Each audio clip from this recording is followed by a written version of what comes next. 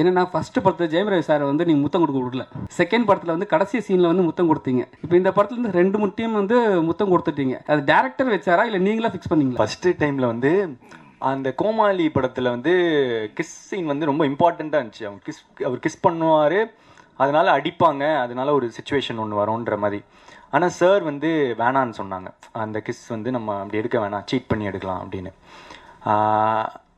அதுக்கப்புறம் love today பொறுத்த வரைக்கும் கிஸ் இல்லை, அது சீட் பண்ணி எடுத்தது தான். அதுக்கப்புறம் இந்த படம் பொறுத்த வரைக்கும் முதல்ல நான் டேரக்டர்கிட்ட வேணான்னு தான் சொல்லிட்டு இருந்தேன், கன்வின்ஸ் பண்ணியிருந்தேன். ஆனால் அதுக்கப்புறம் ஹி ஃபெல்ட் அந்த கதைக்கு ஆக்சுவலாக படத்தோட கதையில் வரும் அது. அந்த மாதிரி ஒன்று ட்ரீம் பண்ணுவாங்க. அந்த ட்ரீம் அது அந்த இது சாட்டிஸ்ஃபை ஆகணும்னா அவர் சொன்னது அது பண்ண வேண்டியதாக இருந்துச்சு. இல்லை நண்பர்னால வந்து முழுமையாக உரிமை எடுத்துக்கினாரா சார்?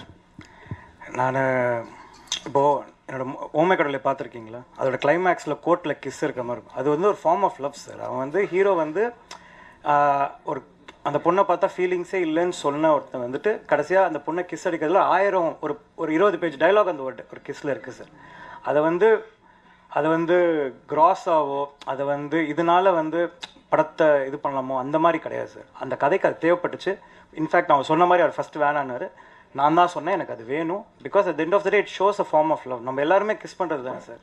அப்புறம் என்ன சார், அதனால தான் அதில் வச்சுருக்கோம். அதே மாதிரி வந்துட்டு கிஸ் தான் போட்டு அது எல்லாரும் முகம் சொல்லிக்கிற அளவுக்கு எதுவுமே இருக்காது சார். ஒரு பேக் அவ்வளோதான், அதுக்கு மேலே எதுவும் இருக்காது சார்.